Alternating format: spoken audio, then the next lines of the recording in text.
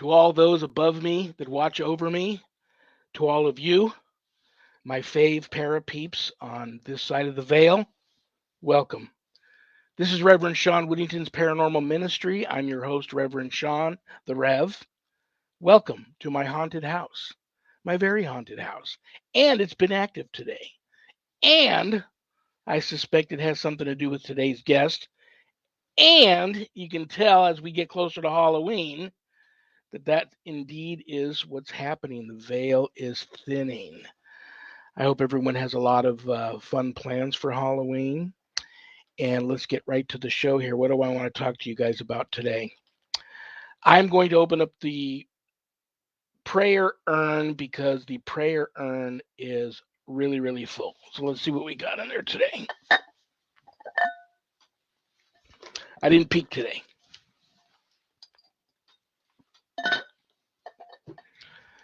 Okay. Bonnie W. Bonnie W. I love Bonnie W. She is a wonderful, wonderful human being, sister of in Christ, daughter of God. Let me tell you a little bit about Bonnie real quick. Single mother, several children, and she has been the whole family actually has been suffering um, with, let me just call it what it is, demonic infestation, oppression. These things tend to follow you, so it has followed the family many, many times through many moves. There's been some deaths in the family. We're on the fence on what's behind that, but nevertheless, this is a perfect example of what I want to explain to you guys, that sometimes there's no quick fix to this. Most of the times there isn't a quick fix to this. We can't wave a magic wand and make it all go away. We not only do we need the help of the client to help us help them and fight back themselves, but one of the hardest things is to get the client to realize that they could be in for a very long fight, a lifetime of a fight, and they just have to stay strong. Right now, Bonnie and her family are struggling in their faith and wondering if the fight that they're putting up, the good fight that they're trying to put up, is making a difference. So I'm going to, you know what? Things happen for a reason. Next week happens to be the Feast of St. Jude. St. Jude, who happens to be a very close friend of my family. There's a couple of great stories in my book about miracles that my family experienced at the hands of St. Jude. So I'm going to offer up a prayer to and for St. Jude, for Bonnie, and a matter of fact, I'm going to add each and every one of you within the sound of my voice to the prayer also, because St. Jude is the patron saint of lost causes. When you feel like you are up against a lost cause and you need some divine intervention for sure, he's the saint that you petition to go to God and help, ask for help. So if you want to add any positive vibe to this prayer or receive any positive vibe and love and light from it, while I'm saying the prayer, just touch your computer screen, bow your head, close your eyes, and let me find a good prayer here. It's got to be a good St. Jude prayer here in my Catholic prayer book. Alrighty, here we go. Prayer to St. Jude for Bonnie W. and my paranormal ministry family.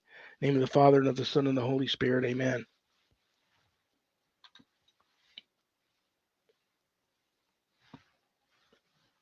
St. Jude, Apostle of Christ, the Church honors and prays to you universally as the patron of hopeless and difficult cases. Pray for us in our needs. Make use, we implore you, of this powerful privilege given to you to bring visible and speedy help where help is needed. Pray that we humbly accept the trials and disappointments and mistakes which are a part of our human nature. Let us see the reflection of the sufferings of Christ in our daily trials and tribulations. Let us see in a spirit of great faith and hope the part we even now share in the joy of Christ's resurrection, and which we long to share fully in heaven. Intercede that we may again experience this joy in answer to our present need, if it is God's desire for us. We know our prayers will be heard through your intercession. Amen. And you know what that means. I've got a family in need, Bonnie, and my paranormal ministry family. I know there's some of you out there in a situation where you feel you're up against all odds, and um, I hope that prayer goes out to you. So I'm going to light a very large candle for all of us.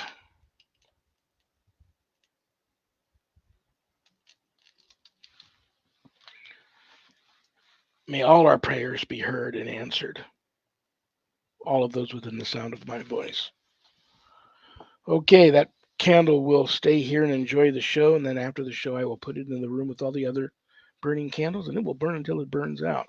Thank you all for helping me along with that prayer. If there's anything you want to know about my wife and I and our ministry work, go to our website, www.ghost-gone-biz, www.ghost-b-gone.biz. That is our ministry. That's our website and our ministry here in Las Vegas, Nevada. If you go there to visit, remember, my wife and I do not charge for our ministry work, helping people with their paranormal issues. I know times are tough, but if you notice the donate button and you're able to do so, click on it and send in a small donation to the ministry. I promise you it'll be appreciated from the bottom of our hearts, and we will put it to good use, I assure you. In addition to being an ordained exorcist, I'm also a certified spiritual advisor.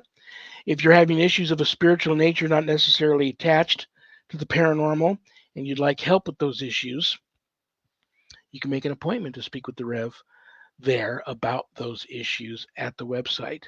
But don't leave the website without navigating over to the page entitled the WSE course/book.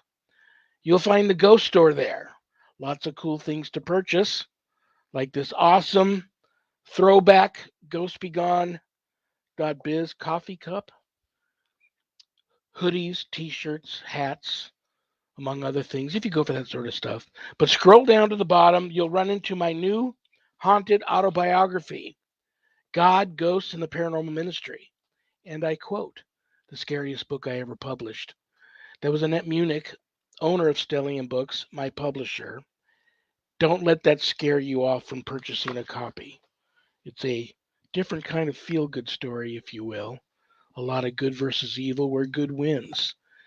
But if you haven't done your good deed for the day yet, purchase a copy, because part of the proceeds of every purchase of every copy of my book goes to support stjude.org in St. Jude's Children's Research Hospital, Nevada. That's a beautiful thing. And this is a no-brainer. I added the ASPCA to that. So you get to help the animals too. I've been in the animal care industry most of my adult life, in addition to being a Ghostbuster and an ordained exorcist. So you get to help the animals too. That's also a beautiful thing. You can purchase the book at the website. It comes autographed, enclosed in a house blessing kit. You can also purchase the book a little less cheap, a little less expensive at Amazon. So all of you that have purchased the book, God bless you. You're a part of the support system. Scroll down a little further on that page, you'll see the Worldwide Society of Exorcists, which I am a founding member.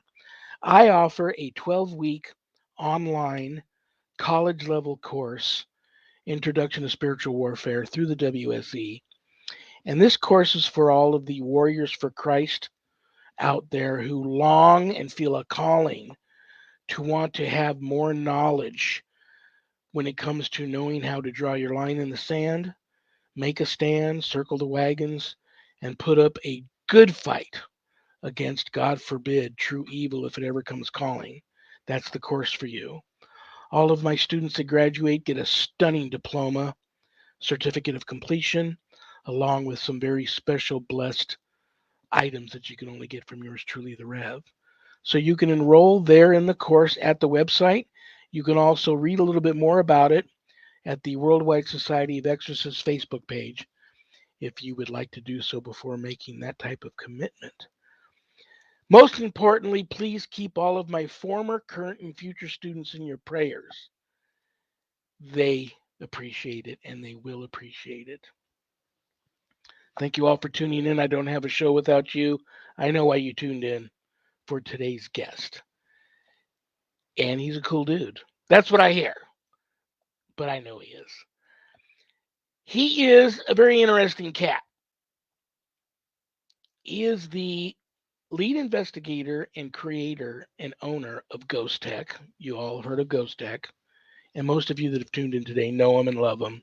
He also happens to be the owner of the network, Paranormal United Network, which simulcasts my show there. Hey, when the owner of the Paranormal United Network tells you, hey, put me on your show, you do it. It's a no-brainer. That's part of the secret to my success.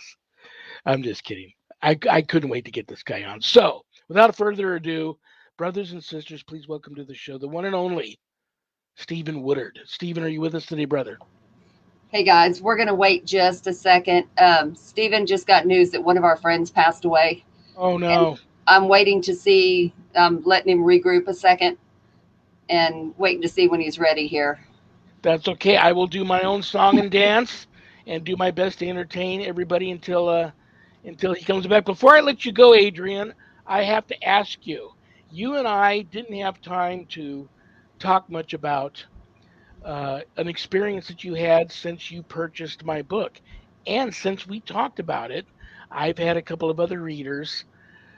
I mean, things were very quiet as far as the book was concerned for a while until you and I talked about it, and then I had a couple of other readers reach out to me and tell me that they had had some experiences. Having said that, my not only was it according to my publisher the scariest book she ever published, and she's published many, many paranormal books, but she had probably the most paranormal activity occur in her office while editing the book than any other book she had edited and put together. So, having said that, I would like you to tell me. This is the first time you and I have spoke about it. I hope you don't mind me No, putting you on the spot here, but talk to me and my listeners about what you've experienced since purchasing the book. And this is also a good way for me to kind of indirectly warn anybody out there that's about to buy the book from me, not Amazon. Amazon seems to be safe, but if you buy the book from me, the website, it comes from a shipment that I have here in the home that I autograph, put in a house blessing kit, and you go ahead now and tell people of your experience. well, I read it all in one day. I didn't have too many days off Wow. at the time, so it was one of those. Okay, we're going to do this now. So I set it down and I thought, all right. Well, the next night I went to work, come back, and mind you, I have a new home, brand new.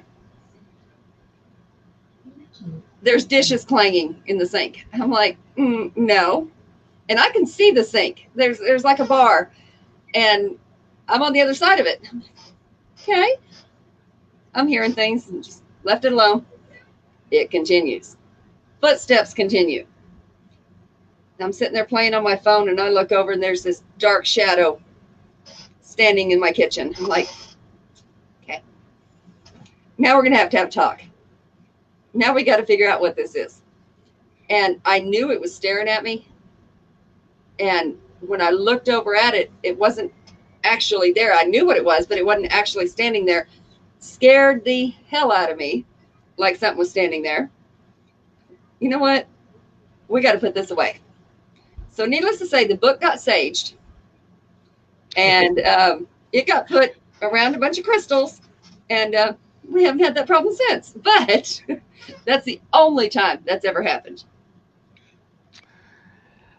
This conversation of ours could go either way with viewers. I would like to think most viewers I will add that every book that leaves here that I've autographed, I put a very special blessing on it. Let me tell people what we're talking about here. This picture here, I don't know how it's going, how well it will come out on the. Okay, it is the bottom picture. I'll hold it up to make sure the camera can get. That'd be the one. Yeah. Now I want everybody to understand what they're looking at there. That photo was taken from a loft while I am at the top of a ladder about to fall and break my neck because I heard something behind me. Now, to my eye, that child looked like a cloaked predator. I couldn't see anything other than some type of a light anomaly standing there where the curtain is pulled back. But much later, when we got home and developed the film, there's the child right there. Now, I can't tell if that child is male or female. And since this is an abandoned location out in the middle of the desert, a couple of docents called my wife and I in to investigate the place because they had seen the same apparition all over that location. So I published the book. Now, about that apparition, and many of you that have been tuning into the show for a while know that I'm sitting at probably the most haunted spot in my home, which is my office right here. I don't know if you guys can see the dream catcher right there. It's hanging from the ceiling. It was made for me by a holy man, an indigenous holy man, for helping him with seeing it starting to spin a little now. You may see it rock and spin during shows, and that's when spirit is present here. There's no fans on in here. The vent to the AC unit is shut off. Maybe there's a breeze of some sort spinning it. I doubt it, because sometimes in addition to that, I'll hear wind chimes, which are hanging from the back of the bedroom door.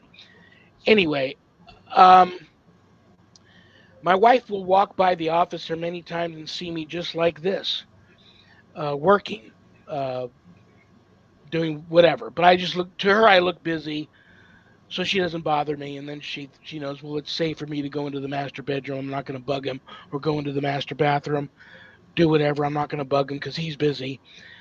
Walk into the room or walk into the master bathroom, and then run into the real me. So All she right. realized, yeah, Steven go says ahead. he's ready. Oh, cool. Very. I'll catch guys. I will follow up with this story at a later date. Let's welcome Stephen. Thank you, Adrian, Ah, our yeah. wonderful, passionate producer. Stephen, are you with us, brother? Yes, sir. I'm with you. How's it going? I would imagine it's going much better for me than it is for you, brother. I heard you got some bad news. I sorry to hear that. If you'd like to do me a big favor, brother. If you have a volume on your mic, or if the mic is right up against your mouth, pull it back just a hair. I want people to be able to hear you really good, and it sounds like you're working out. All right. Sorry about that. What That's about okay, now? brother. It's You sound great. You sound great now. So, if you would like to, I know this is very personal, and if you don't want to give a name, or if you want to give it to me later after the show for me to offer a prayer for your friend who's passed, feel free to. But sorry to hear the bad news, but I'm glad that you could join us. Um, so, brother, let me ask you. First of all, let me start by saying congratulations on your success with everything you've done in the paranormal field, mainly with the Paranormal United network. And I just joke about, you reaching out to me and saying, put me on your show, and me, when the owner of a network that is simulcasting your show says, put me on the show, you do it. But no, you were on a list of people that I wanted to reach out to, and I actually had an inside track right to you through my producer, Adrian Hart, who happens to be a friend of yours. So we worked it out. So thank you so much for being here and taking an hour out of your busy Friday afternoon to spend with us. Halloween's just around the corner. So many people out there. Now, there's a right way and a wrong way to do everything. maybe I shouldn't say wrong way. Everybody's got their own way of doing things. I don't judge. But you have been so successful with the Paranormal United Network. So many people are out there trying to start their own networks like that, streaming networks. It's not easy. I don't know. I don't have a clue what goes into doing that. Give my viewers a little taste and a little idea of what it goes into putting something like that together and what you feel is the secret to your success that you've had so far with the Paranormal United Network. Okay, Reverend Sean. First of all, right, the guy I just got the news on was his name was Rudy Holden. He was a real dear close friend of mine. Adrian Hart knew him as well. We both knew him personally, and that is real heartening news. Just can't believe it. But anyway, the network. So the network is I want to say it's a balancing technique. It takes a lot of balancing with a lot of different people, especially people that are on different pages and getting them all on the same page. Everybody has their unique talents, and that adds to it. Right now, we're blessed to have Courtney Peterson and Rick Garner to be ahead or be in charge of Pun right now. While I take a little time off, especially after learning my friend passed away, but what it takes to deal with a network is lots of heartache, lots of broken hearts, lots of time out of your busy day, um, lots of ideas, getting other people's ideas, putting them together, see what ideas works the best. And of course, we're paranormal, and it all began really uh, as part of helping people, and that's what the network was originally formed for. It was never really a streaming platform like it is now. It was more or less like paranormal groups from all over the country, and this started back about 7 years ago. Is to be able to reach out to a team, uh, get the people in that investigation that needed to be involved in that investigation. In other words, if I go to an investigation and there's something going on that I can't handle, then I got someone in the network that knows something a little bit more than I do, and then they can get involved, and then so on until that way that client is completely satisfied and completely covered, and everything's completely taken care of. That eventually evolved into what you see today as a streaming platform for people to actually bring on shows and talk about the stuff in which we're talking about. Like me, my favorite, or not my favorite, my biggest thing is for being to start the network was getting new people coming into the field and showing them the three basics. The three basics of what it takes to do and conduct an investigation if you're going to document it on, like, let's say, a live stream or anything such as that. Three basics is audio, visual, environmental. And that way, educating people on the three basics, that way they won't go out and break the bank trying to buy all this paranormal equipment. Because, I mean, all you got to do is buy a camera, a recorder, and your environmental, buy some type of environmental device that lets you know what normal detections are versus abnormal. And then start it out that way without breaking the bank, going getting these LS or SL, you know what I'm talking about, the big Yeah. devices that show stick figures and all that, Talk to SLS me. Well, cameras, and I hate to interrupt you real quick, but talk to me a little bit go ahead. about that. Happens to be the only thing that um, I, I'm not too sure about that.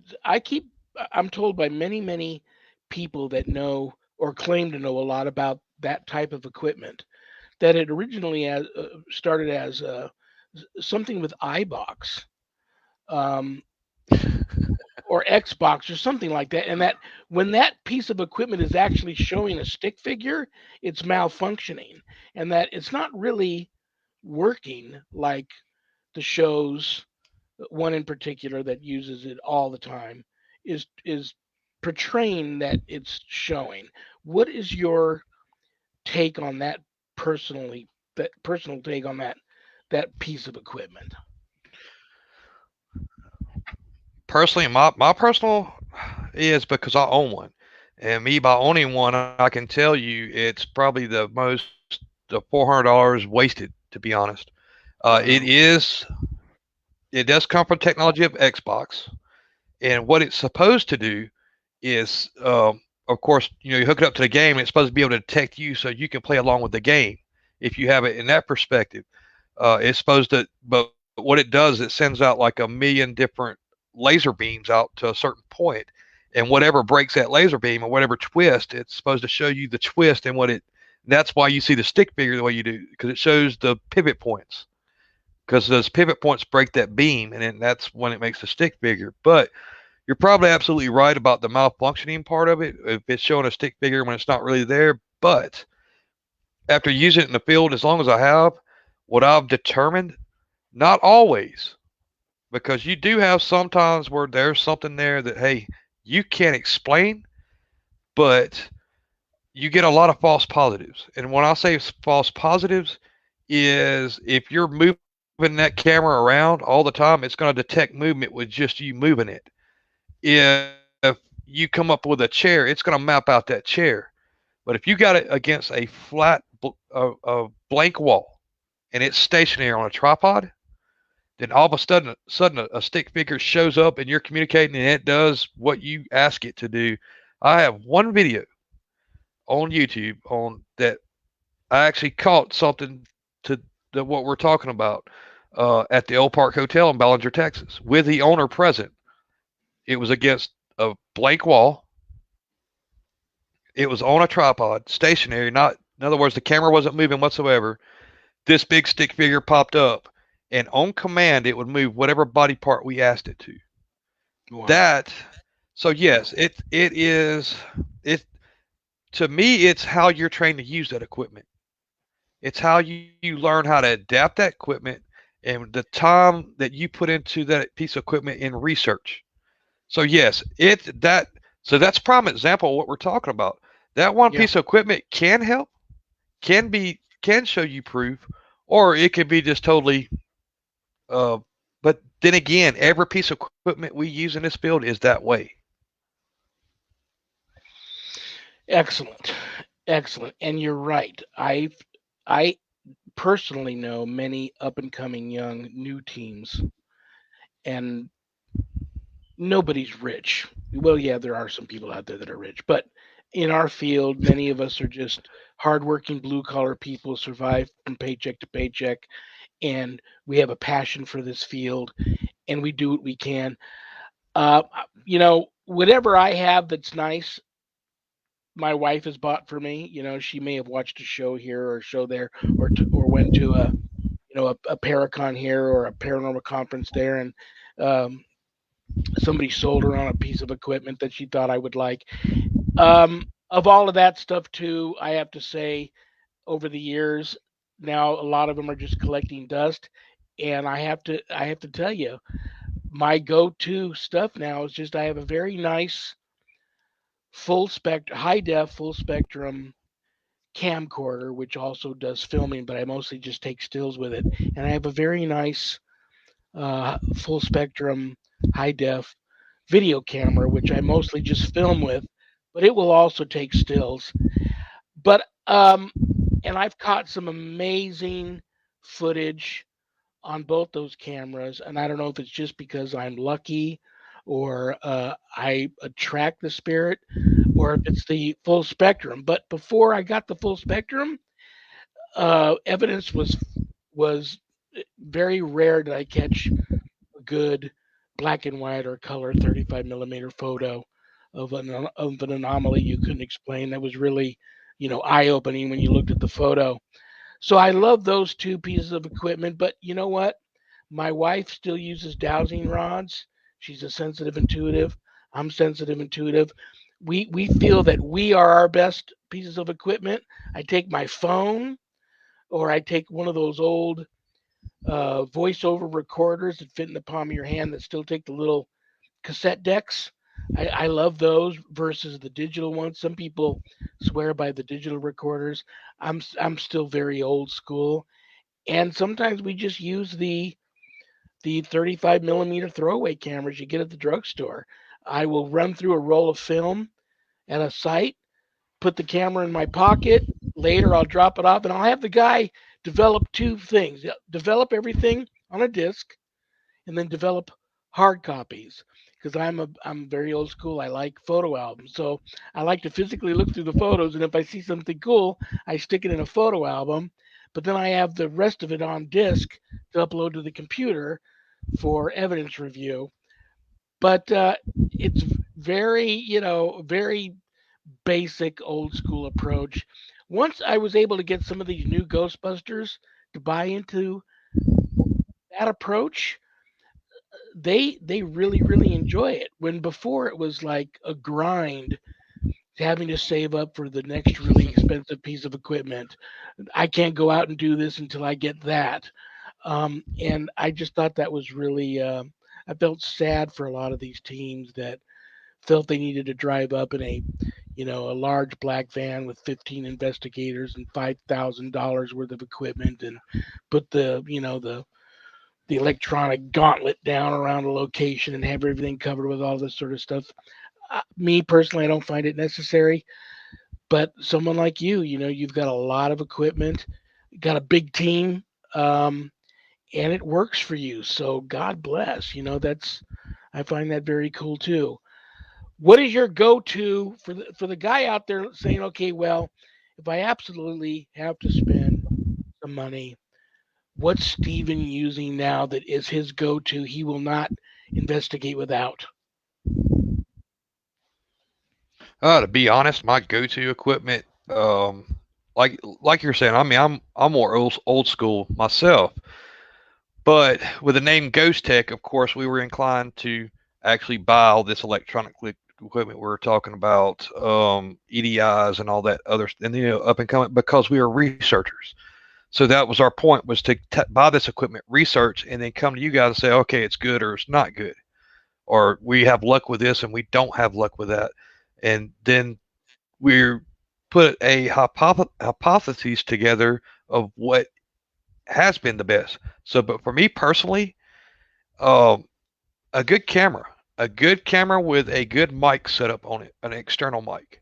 So a good camera with a good external mic setup is what I would actually waste, not waste. That's what I would put my money into, because with a camera, uh, you can actually cover all three basics with a good camera. Okay, and so what did we say the three basics was? Audio, visual, environmental. With a good camera, you can capture, of course, visual. You're going to get the visual with a camera. It's also go with a good external mic. You're going to pick up audio. You'll have your audio there. And I've actually caught more EVPs on a camera than I have just a regular recording device. Or actually good EVPs, Class A's on a camera. And environmental. If there's any kind of environmental flux, and if you've got a good camera with infrared lighting or um, full Full spectrum, spectrum or you're night gonna vision, yeah. that camera's gonna catch. Yeah, that camera's gonna catch some type of environmental occurrence. So it can catch mist, which is environmental. It can catch plasmatic activity in the area. Plasmatic meaning plasma from energy or energy plasma. So if I had to go out and spend, if I had just, let's say, if I only had $1,000 and said this is all you're ever going to spend on paranormal equipment, it's going to be $1,000 camera. Very good. Very wise and spot on advice. Um, like I said, I very successfully and happily married for 20 years, so I let the wife buy everything. And so I don't know what she spent on my equipment, but yeah, that is very good advice. Okay, give the next gen teams that are coming up a big do. What should a team, what's most important for them to do when they are approaching a location to work a case, and then follow that up with a big don't, something that you would never do yourself or want to see a team member do. And if you did see a team member do that, especially after telling them uh, that's not how we do things, and they did, and you, God forbid, had to dismiss them from the team, give me a big do and a big don't. Well, I could probably sum that up with all one word, basically. It's called respect. So when you come up to a location, first thing you do is you respect that location. You respect the owners. You respect the owners' wishes and what they want, and um, respect the location itself of what that location can either do to you or your team, or respect not to destroy or mess with that location. Okay, and you said a don't. Like I said, one word. I said respect. You can go disrespect. If you go in there and you disrespect these locations, these people are not going to talk to you. To even have you back on their property again, if you go in there and destroy their location, that's disrespecting that location. That's just disrespecting the owners. Um, so basically, yeah, first thing priority is respect. Period. That's where I'm at with it. It's respect and then disrespect. You're off to a good start, man. 2 for 2. Buy a good camera and respect. You can't get respect unless you give it. And you're absolutely right. That will carry you a long way. Okay, let's check off the boxes here. I do have some questions for you from some of your fans and followers. I'll get to those in a minute, just so that everybody knows where you're at. Not everybody in this field is a diehard, over the top believer. Some of the best paranormal investigators I know are diehard skeptics, and that's okay. But they don't judge. If to me, uh, I'm being a very spiritual person. I approach this field in a very spiritual way. I think it's a very spiritual um, endeavor. If we're able to actually prove the existence of ghosts, fine. If not, it doesn't matter to me because I've already seen them, felt them, experienced them. So I'm good with that. Um, what do you are you where do you stand on all this? And has it changed over time? Are you a believer?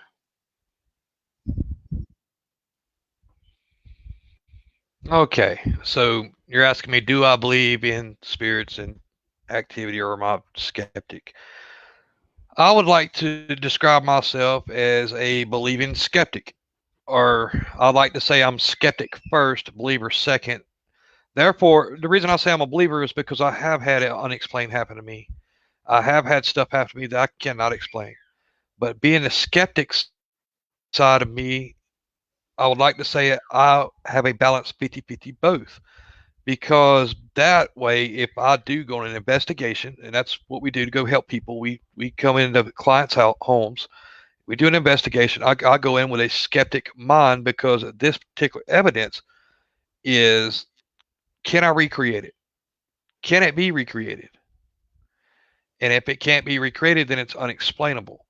Uh, what people don't understand, and what I don't think a lot of people in these brand new teams coming up and like that, is when you do have these clients, you're messing with people's lives. You're messing with someone's life, uh, their home, their kids. Um, they are going to hang on any word you tell them. So make sure that when you tell them the outcome of the investigation, make sure it's factual. Make sure it's truthful. Make sure that if you go into a location and nothing happens, nothing happens. If you go into a location and, oh man, you've got certain anomalies happen, certain environmental anomalies happen, certain voices come out of nowhere. Make sure you have proof of that. Make sure you go over it 50 times to make sure you're getting exactly what you think you're getting it. Then present that to the client and let them decide what they feel, but never go in there and influence the client anyway. That's a no-no. Yeah, never let them feel what you caught and let them decide where they are at with that evidence you caught. Because even then, they could be skeptic. Don't, and if they're skeptic, that's fine. Don't try to change their mind. That's not what we do. We go in, we get this evidence, we present it to them, and here you go. It's up to you to figure out where you want to go further with it. And that goes into a whole other ball game, as we talked about earlier. When you go an investigation, and there's only a certain amount certain people can do. So I go in a building or something, and all of a sudden, I got something bigger than my britches can handle. And you know what I mean by that. And I'm not going to go into the words. My next phone call is to the Reverend Sean Wade. Hey, I got this going on. I can't handle it, and you know what it is. That's what I'm talking about. I mean, and you got to be able to do that. You got to be able to put your ego aside. You got to put all that aside and man up and say, hey, I can't handle this. I got to put it on to someone who can, somebody who is more experienced. It's not about big egos and who can do the best and I'm better than you. That no, it's about working together and for all of us finding the correct answers and doing right by this client. I mean, like I said, we're messing with their life. It's our responsibility to do right by them. So Absolutely, the answer to absolutely. the Really well question said. is I'm a little bit of both. I'm a little bit of both. And that is totally cool that you are. In fact, it's probably a good thing, to be honest with you. I you know, uh, it works for me to be over the top, 110% diehard believer. Sometimes maybe it puts me in compromising positions at times. I did learn the hard way that I got to be careful with evidence review. Over the years, I've learned the Yeah. hard way. However you felt approaching this field in the beginning, has that any of that way you look at it changed at all over the years, or are you still pretty much tried and true the way you were when you started? Uh, it's evolved. It's evolved because when I first got in the field, I was a teenager and I had an experience in a Confederate cemetery where a building showed up one night while we were there. It just was a building there. The next day, there was no trace of this building, and trees were growing through where that building would have been standing. And so, me being who I am, I went to the library and uh, local historical society and come to find out the building that we witnessed that night, and we wasn't there for paranormal stuff. We were just there. I don't want to. We were teenagers, but we were just there. We wasn't there for paranormal or anything like that. So we come to find out the building that we saw and found pictures of was the old field hospital during the Confederate War or uh, the Civil War. Civil War? Yeah. Um, yes. So I mean That's it's a first evolved for from me, there man. to being eager. That's a first for me. I've never had Yeah. anybody have an apparition of a building. That's very cool. Hey, I mean that's what got. Well, it's not exactly what got me started. It got me started into the fact where I started calling myself a paranormal investigator because it made me go out the next day and start talking to people and trying to build a team. So paranormal investigator. Now, I had another experience growing up as a child on where Carrollton, Alabama. There's a courthouse where a guy named Henry Wells was hung for obvious reasons. And his face is cast up into the top window of the courthouse. For hundreds of years, they try to remove the window pane, and his face still comes up. They tried it with wood; his face is still in that window. And so my parents would drive me by that courthouse every time we'd go see family. And me being a little child on, of course, it scared the crap out of me. And so, but that in a way is paranormal, but it's paranormal with an actual historic story behind it. Um, so there's even more behind the reason I'm into paranormal, and I'll just say that my grandmother is Alma Bell, which her great grandfather was John Bell. I'll leave it at that. Um, The witch.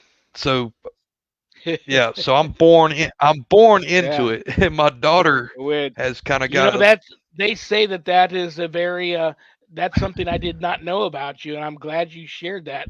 I love that story. And let me I've talked to other people who I probably should look through my log books, maybe even put you two together, because I may have talked to some people who are related to you and you yeah, guys don't know it. And this some yeah, of these right. people are transgenerationally haunted by this witch, or things that could possibly be tied to that original um, haunting. Have you experienced anything like that? Do you suspect any of that has happened to you Well, or if any you of know, your family? well, if you read the story and you know how the story goes, and I'll leave it this: my older brother passed away at 33 years old, Oh no, I'm sorry, brother. and that's part of the curse. Well, while we're on this, Yeah, I mean we've got that's part of the curse. I mean that's putting two and two together and all that, and that's when I found my daughter at 5 years old was having full conversations with my brother, and I walked in on a room with her one night saying stuff that only he knew, and that's how I knew she had some things going on with her as well. But that's part of the curse. The eldest male member of the family, passed away at a young age and usually a catastrophic event, which he went out in a bad way, and that's and I was actually in the army in the military going through basic training when he passed away, and they had to fly me back home to go to his funeral. well, But that's that. It's like I said, if you read the material on the curse, that's part of the curse. It's not actually a witch like people think it's a witch. It's more of an entity of some sort.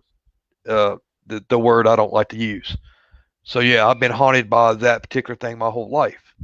wow. So you better But be careful, to brother, get when back to you the do. real question, yeah, I'm definitely protection's my thing here. I got to be protected. But to get back into what we're talking about evolving, yes, it come from basically when I was a teenager when I saw that apparition of the building we're talking about, and it evolved into a teen.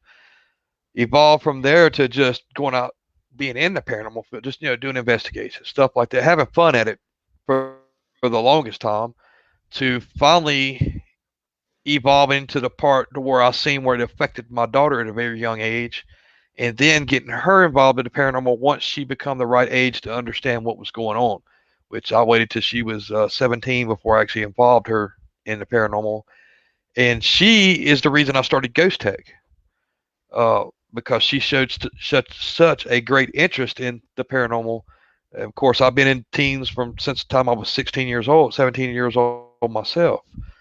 Uh, Doing Sloss Furnace stuff down in Mississippi, Stuckey's Bridge, and some crazy different places down there. And Eileen Jones and people like that, if they're on here, they know where I'm talking about. Even around Philadelphia, Mississippi, we did some investigations there, but it has evolved. So it evolved to being a paranormal investigator to being a paranormal researcher. Because when my daughter, like I said, when she got involved, we her interest and with my interest together, it kind of combined. That's where we got my wife involved and to get more into the research. So after doing that for a few years of actually doing research, putting our skeptics to the side, believers to the side, and our different emotions and feelings, and then putting it straight to the science, it evolved to the fact of networking, television, networking, and stuff like this. It evolved to that part of the field. Until now, it's kind of evolved to the fact where I get it so hard sometimes. I've just got to step back and take it easy and just take a vacation if you know what I mean. Yeah. And that's kind of where I'm at right now is taking a vacation from the field. I'm still involved in the field. I still own stuff in the field. I still do stuff, but as far as being on people's beck and call 24/7, I am not. Me and my wife both are just kind of stepping back and reevaluating what we want out of the field from now, from this point forward. Absolutely, absolutely. Well, I do know one thing. I gotta have you back because I would like to, if you're willing to talk more about the Bell Witch curse without feeling that perhaps that's a bad thing to go into. Like I said, I'm really into that story. That's something I did not know about you, so that was a big surprise to me. Um, in the short time we have left, we've got just under 10 minutes left. Let's talk about curses. It's funny how I was talking to somebody else about a curse just a couple of days ago, and it comes up again today with you. Um, I know that there's a different. I believe in angels, demons, ghosts. I know that a lot of people are haunted by a ghost, and they don't aren't too alarmed about it. I think it's my great grandfather or my great grandmother or so and so who lived here in the home who I knew and was a friend of the family, but they passed on here. I just want to make sure that um, that's what it is, so I know I'm not going crazy. But we don't want the spirit to, go on to leave. We don't want, But I know from personal experience that ghosts can be very vengeful. They can kill. They can almost be they can be very malevolent acting in nature, similar to that of the demonic. But ghosts can be very dangerous, and a lot of people don't believe that's the case. What's your take on ghosts and just how dangerous can or can they not be in your professional opinion? Well, my professional opinion, uh, not really sure if it matters or not, but um, I've seen it. I've seen it firsthand.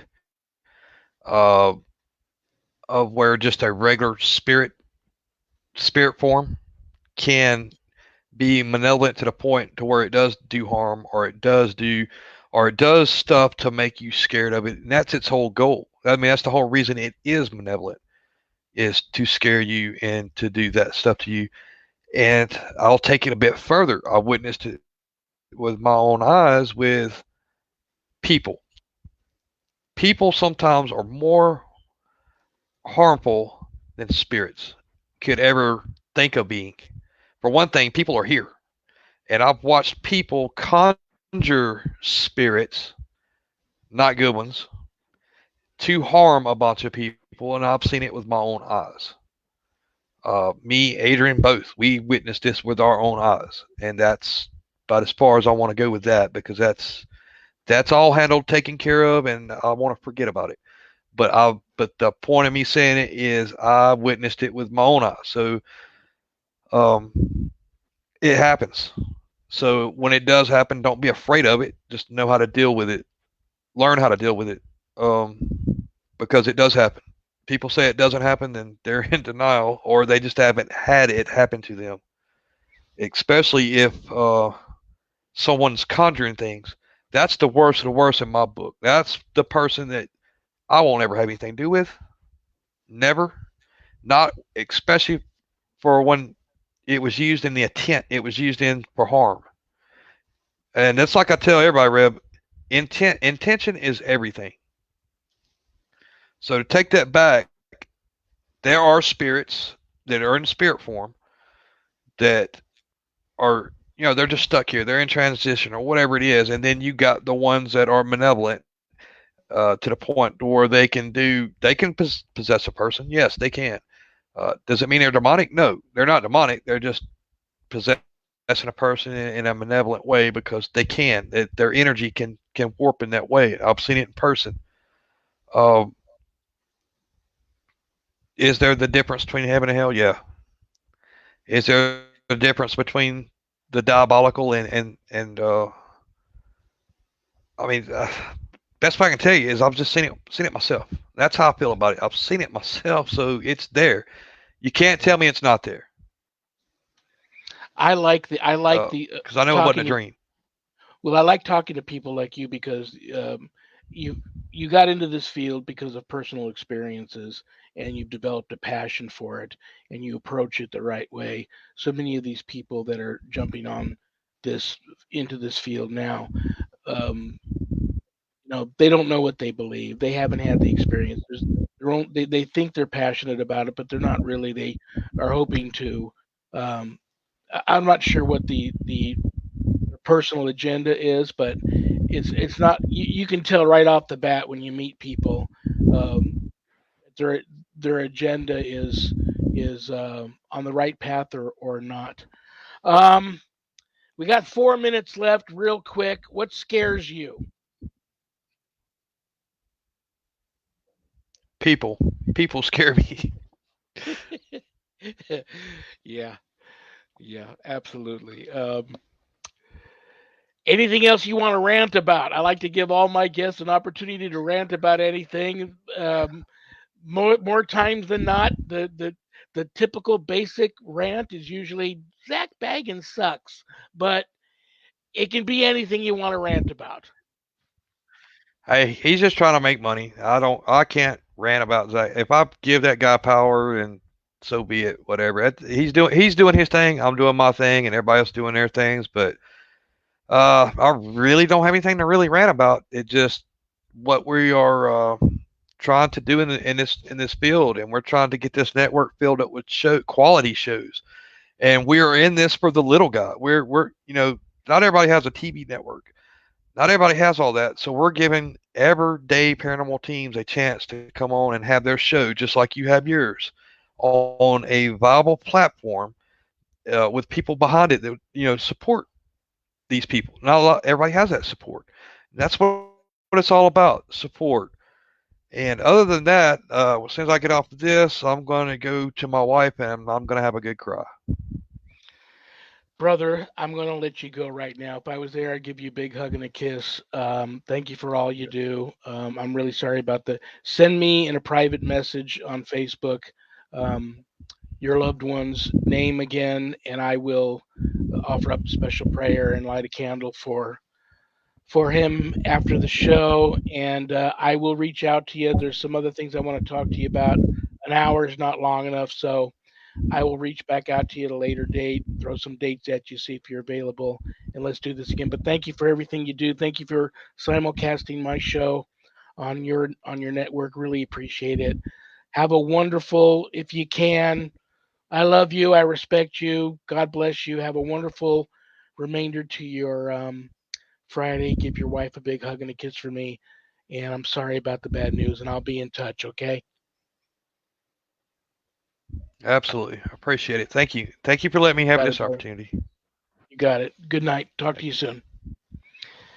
Brothers and sisters, it doesn't get any better than that. The one and only Stephen Woodard, owner of Paranormal United Network TV. If you like my show, go over there to the Paranormal United Network Facebook Live page. They've got a great lineup. Show's way better than mine. Thank you to my wonderful, beautiful, passionate producer, Adrian Hart, aka Ghost Granny, who also is a bigwig at PUN. And without her, I couldn't do the show today. Without you guys, I don't have a show. And I want to finish the story real quick. In a nutshell, some of the books that leave my home here that arrive to readers, they see this entity. And my wife has seen, as soon as she sees my doppelganger here, it's usually followed by the apparition of that child walking out of my office, down our hall, across our living room, and out our back door. Our dog seat and everything. I don't believe it's malevolent.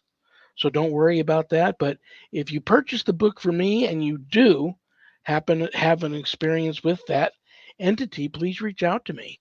Maybe I'll get you on the show and we can talk about it. I find that absolutely amazing that something here could actually attach to physical books that are here in my home and go out from that. But yeah, the Bell Witch, I love that story. That was right. That caught me by surprise. I did not know that about Stephen. So maybe me and him can privately talk about that and see what he may or may not be willing to discuss about that. I'm very, very leery when it comes to talking about curses and curses in general. I've been my family heritage. I've had my fair share of transgenerational curses from ancestry way back in the day, paying a visit to me here and there along the way in my lifetime. So curses are a very, very real thing. You can't get respect without giving it. So I love that. Respect, respect, respect. You can do this on a budget. I'll be here next week. My special Halloween episode, Friday, October 29th. You're going to love this lady, Jean Walker. She is a bigwig with MUFON, so she knows all about the aliens. Just wrote a wonderful book about ghosts. I've got the book. I don't know if I'll have it finished by the time she's here next Friday, but it's a wonderful book. We'll talk about that too, but we'll talk about a lot of Halloween stuff too. So that'll be next Friday. On that note, guys, everybody please stay blessed. Stop the anger. Stop the violence. Learn to turn the other cheek. Forgive. You don't have to forget, but forgive. Let's together as a race push back against this darkness that seems to be working through mankind right now like a cancer. It's at an all time high right now, trust me. So, on that note, good night, dog. Good night, Jack. Good night, Harold. Rest in peace. Good night, Ernie. Good night, Bill. Good night, Dan. Good night, everybody. I love you all. This is the Rev signing out. Peace be with you all. I'll be watching. Good night, everybody.